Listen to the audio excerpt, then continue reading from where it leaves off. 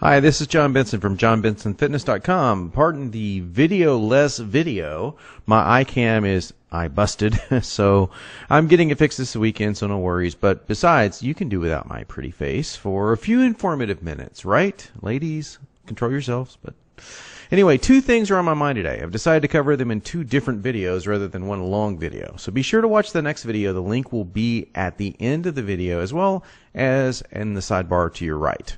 Also, I'm asking a favor to please rate this video and subscribe if you haven't already. And just FYI, I do want to hear from you, so comment. That's what this whole thing is about. Interaction, commentary. I want to know what you're thinking. Okay, two things on my mind. First, low-carb lunacy. Man, oh man, don't get me started on this one. Well, wait, I've already got myself started on it, so you're going to have to deal with it. And after that, I'm going to cover a video on why craving foods and being fat is really not your fault, but it is your responsibility. Okay? I am so provocative, aren't I? Let's talk about carbs. In 2006, yet another study came out promoting the benefits of low-carb nutrition. This one, funded by Barry Sears of the famed Zone book, looked at his version of low-carb dieting, which is about 40% carbs, in comparison with, ironically enough, a 5% ketogenic diet carbohydrate plan, which is the Atkins diet. That's right. We're going head-to-head here, and Barry funded the study. Now, I love Barry, but I smell bias. Nonetheless, that we have some interesting findings here. The question was pretty simple. Is there any benefit to going on an ultra-low-carb diet as opposed to going on a moderately low-carb diet? The ultra-low-carb diet is often called a ketogenic diet because it produces ketones. Turns to find out that, nope, there's not that much benefit in his study. Then again, his study was with 20 subjects over 6 weeks. That's not a very long study, and that's not very many people.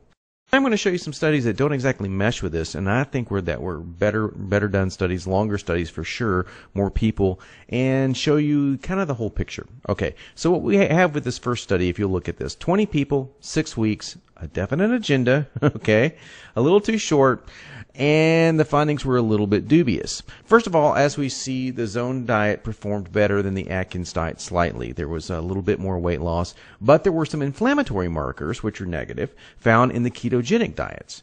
Well, why was this? Well, they didn't really go into it, but it's a pretty simple reason. The foods that you would naturally consume in a very high-fat, high-protein, low-carb diet naturally have higher levels of arachidonic acid, which is a definite inflammatory agent. And in a sense, your body has to learn how to deal with it, how to manufacture it, how to make it work over time. And as the studies I'm about to show you show, it does exactly that. It does it very well, as a matter of fact. 6 weeks just isn't long enough. And that's the same for the quote-unquote low-energy reports from the low-carbohydrate group, the extremely low-carbohydrate group. So now let's look at some other studies. I think, again, that were very well designed and much longer. How about this one? The effects of a 6-month adherence to a very low carbohydrate diet plan using 51 people. And the result? Sustained weight loss and nothing but beneficial lipid and metabolic adaptation. That means that the LDL, unlike the study in the Sears study, actually went down, and the HDL, the quote-unquote good cholesterol, went up. The triglycerides went down. Basically, every metabolic advantage that you want occurred. And, of course, weight was lost. Now, how about this one? This is one of the ones that's one of my favorites. It is a comparison of the Atkins diet, the Zone diet, which is 40% carbs, the Ornish diet, which is a vegetarian-based, high carbohydrate diet, and the Learn diet. There were 311 participants, and all of them were premenopausal women. I'm not really sure why they limited this to women, but it doesn't really matter because men, women, it's going to work the same. The conclusion was pretty profound. The premenopausal, overweight, and obese women assigned to follow the Atkins diet, which had the lowest carbohydrate intake, lost more weight, and experienced more favorable overall metabolic effects after 12 months, as a full year, as those who were assigned to the quote-unquote healthier diets, the higher carbohydrate diets, the Ornish diet, the Learn diets, and the Zone diet, which is only 40% carbs. Again. And how about this one? Low carbohydrate ketogenic diet to treat type 2 diabetes. That's right. There's more to the picture than meets the eye here. Ketogenic diets have been used to treat epilepsy, type 2 diabetes, and as we're about to see, Alzheimer's and dementia. And there's a really good reason for all of those. Now, there were only 20 participants in this diet, but it was a 16-week study. And using a ketogenic diet, very low in carbs, the LCKD, which is the low carbohydrate ketogenic diet, improved glycemic control in patients with type 2 diabetes such that diabetes medications were discontinued or reduced in most participants. Wow, pretty powerful. How about one more? A healthier, quote-unquote, version of Atkins, a basically plant-based version of Atkins. Overweight individuals who ate a low-calorie, low-carbohydrate diet and plant-based proteins for just 4 weeks lost weight and experienced improvements in blood cholesterol levels and other heart disease risk factors. Now, this is very interesting because a vegetarian low-fat diet was compared with it, yet it showed none of the additional benefits to the cardiovascular system. Ironically, these people lost weight, but it didn't seem like their hearts and their cardiovascular system improved. Well, what is going on here?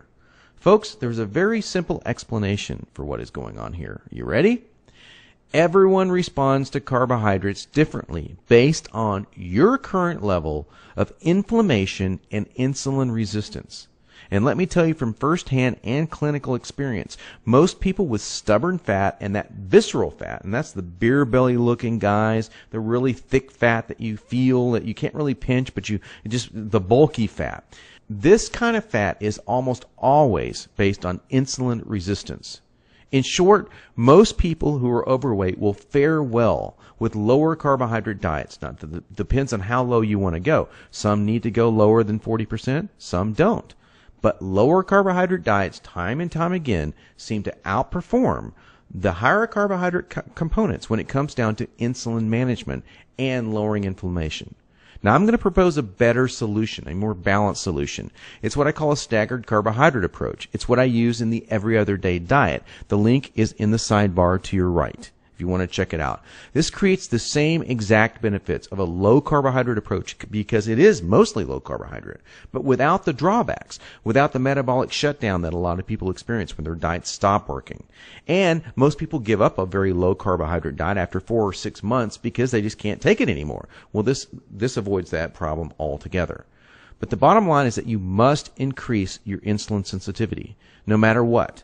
A low-fat, higher carbohydrate diet is usually not the best way to go about this, despite whatever weight loss benefits may, or in these cases may not, be associated with it.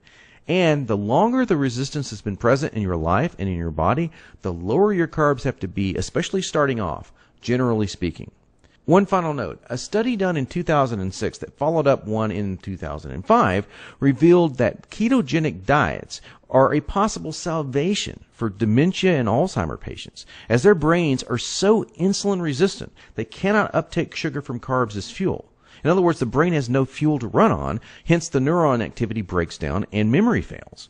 Using ketones as fuel, however, it was able to bypass this in rat brains, and rats were actually restored to almost full mental function.